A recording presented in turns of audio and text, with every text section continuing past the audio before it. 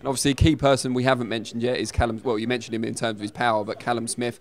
What's next for him, and is he going to get that Canelo fight? Well, it's all down to Canelo. We can't force anyone to fight anyone, and from what I'm hearing, there's a short list, and Callum as well as Billy Joe is on it, and the decision will be made by the second week of January. So everyone's just sitting waiting to see what happens, and if we get the call up and we have to go to Vegas in May, we'll snap the hands off for it.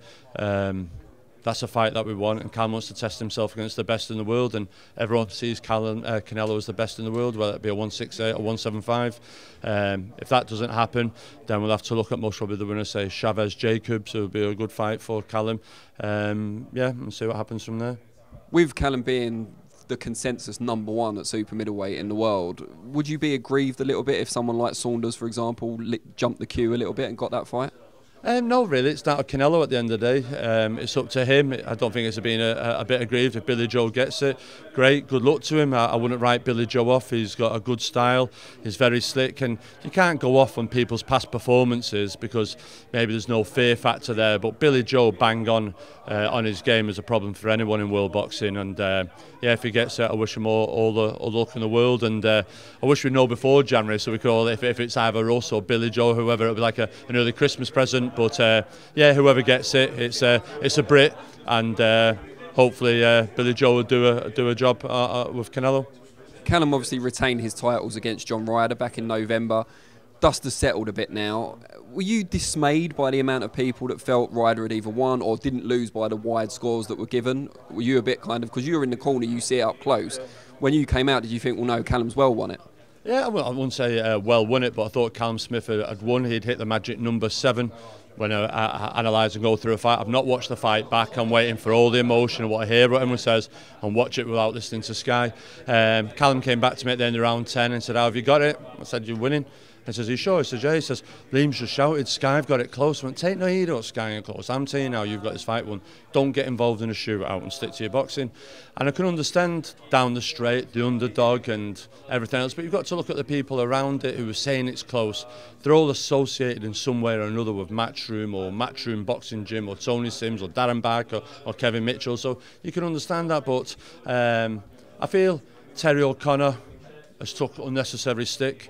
I scored at 116-12 on the night, so we're talking one round out. So there's 3 judges on the side of the ring, all scored it their own way that they did, and they all saw it. Seeing it wasn't a 115-113 either way, and then a stupid 118-110. We're talking one round difference between 2 judges and Terry's. Now people are saying, well, if it was 115-113, it'd be okay. So we're talking.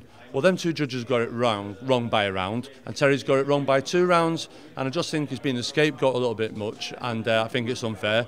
The general consensus is Callum Smith won the fight, 115-113, so the 3 judges were a round and 2 rounds out, so it wasn't this huge, massive scoring debate that everyone's on about. It was a great effort from John Ryder, spoken to Tony Sims the other day, and yeah, if there's a rematch, there'll be a rematch, but that's down to what they do, what Canelo does, what everyone does, so once we find out, we'll see.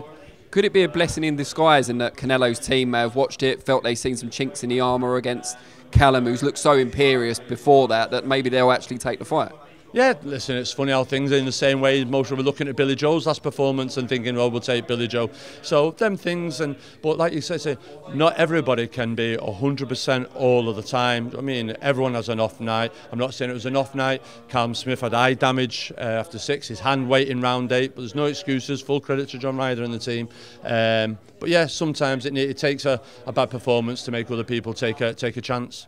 And just before I let you go, talk to us about your own promotional company and what your plans are, especially in 2020 for that.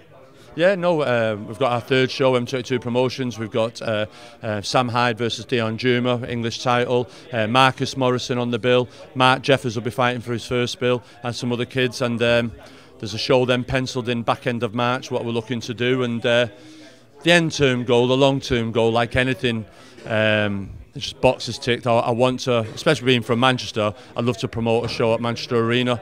So it's a long way to go. Everyone, even Robert Smith, says what you're doing, you're mad, you never win, make money or anything else. But there's just little things. And for the likes of Sam Hyde, and you see Eddie Hearn, the stable, how busy it is, it doesn't have room for everyone all the time. Jose Burton is a prime example of that. So sometimes you've got to do stuff to help your fighters. Brilliant. Well, we wish you the very best of luck with M22, Joe, and going forward on Saturday night as well. Cheers, thank you, Dan.